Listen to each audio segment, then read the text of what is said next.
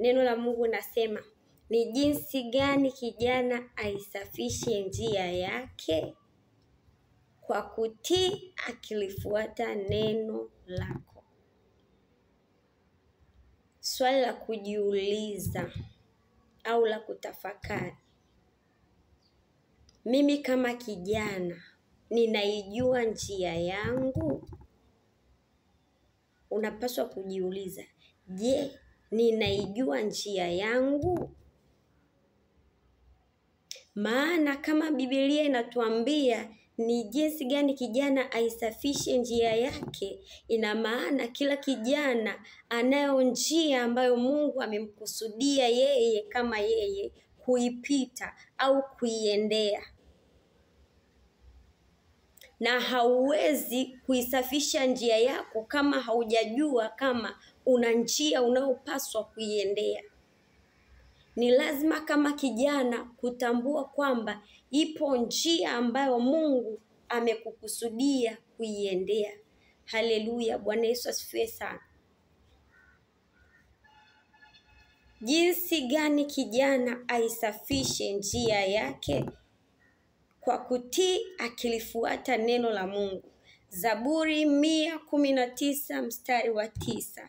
Neno la Mungu linasema, haleluya, ni jinsi gani kijana aisafishe njia yake? Kwa kutii akilifuata neno la Mungu. Biblia inatuambia sehemu nyingine, nimewaandikia ninyi vijana kwa kuwa mnazo nguvu za kumshinda adui. Kumbe vijana tunazo nguvu na tumeaminiwa na mbingu. Haleluya. Kijana unayenisikiliza mahali popote pale ulipo, nataka utambue kwamba wewe unazo nguvu ambazo Mungu amekupa. Na hizo nguvu Mungu hajakupa bure. Amekupa ili umtumikie. Mungu anatupa nguvu za kutumika. Hatupi nguvu alafu zipotee bila kuzitendea kazi. Mungu sio Mungu wa hasara, ni Mungu wa faida. Haleluya. Daudi anasema ni jinsi gani kijana aisafishe njia yake? Anatujibu akisema ni kwa kutii na kulifuata neno la Mungu. Kijana kama kijana binafsi hauwezi kuisafisha njia yako mwenyewe kwa matendo yako, kwa akili zako. Ni lazima neno la Mungu likusaidie, liwe kiongozi wako katika njia yako.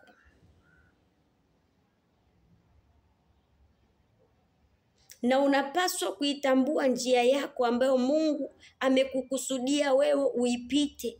Ina maana yake usipokuwa kwenye njia yako, hauwezi kutimiza lile kusudi ambalo Mungu amekusudia hapa duniani ulitimize. Utakuwa unatimiza kusudi lingine, labda linaweza kuwa ni ajenda ya adui. Ila ukiwa kwenye njia yako ambayo Mungu amekukusudia, utafanikiwa kulitimiza kusudi la Mungu. Tunaona mifano ya vijana wengi kwenye Biblia ambao walisimama kwenye njia wakaweza kutimiza kusudi la Mungu. Tunamsoma Danieli. Tunawasoma vijana watatu, Shadrach, Meshaki na Abednego. Vijana waliokuwa na imani, waliosimamia imani, waliosimama na neno la Mungu. Na hata sasa bado Mungu anawataka vijana kama hao kwenye kizazi hichi.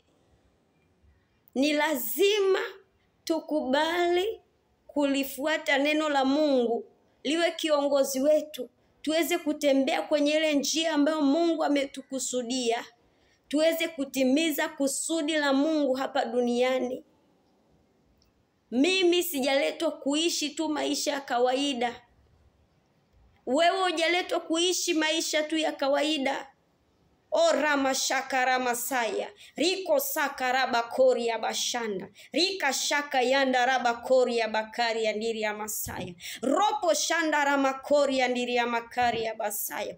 Lipo kusudi ambalo Mungu ameweka ndani yangu, lipo kusudi ambalo Mungu ameweka ndani yako kijana unayenisikiliza. Ni lazima tukae kwenye hiyo njia ambayo Mungu ametukusudia ili tuweze kutimiza lile kusudi. Haleluya.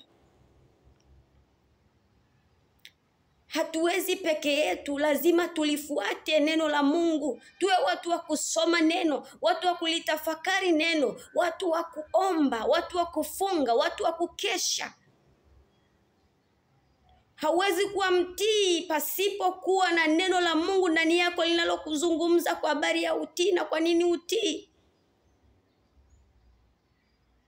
Hautajua kama we ni mtii au sio mtii, kwa sababu usipokuwa na neno la Mungu linalokuelekeza kwa habari ya utii, utaishi tu maisha ambayo kila mtu anaishi, na hujaitwa kuishi maisha ya ovyo ovyo yasiokuwa na mpangilio. Mungu akubariki sana kijana uliyepata nafasi ya kusikiliza ujumbe huu. Wewe ni wa thamani. Neno la Mungu nasema, tazama nimeweka mbele yako. Hivi leo uchague, ipo njia ya uzima na njia ya mauti. Chagua uzima ukaishi. Chagua mauti utakufa. Chagua Yesu uishi. Acha kuishi maisha ya kuiga, hasa kwenye kizazi hichi ambacho utandawazi umekuwa ni mkubwa. Usifuate kuishi namna ambavyo watu wengine wanaishi. Haujaumbwa ili uishi kama mtu fulani. Umeumbwa uishi wewe kama wewe. Na sasa watu wanataka kufanana, wawe kama mtu fulani, wawe kama msanii fulani. Kama ilikuwa ni lazima tufanane, kwa nini Mungu akahangaika kuumba watu wa design tofauti tofauti? Angemuumba huyo unayetaka kuwa kama yeye tu, alikuwa anatosha. Kwa nini akuumbe na wewe? Ametuumba kwa utofauti kwa sababu kila mtu amebeba kitu cha kitofauti. Ni lazima uelewe na kikae kwenye kichwa chako hilo. Mungu akubariki sana.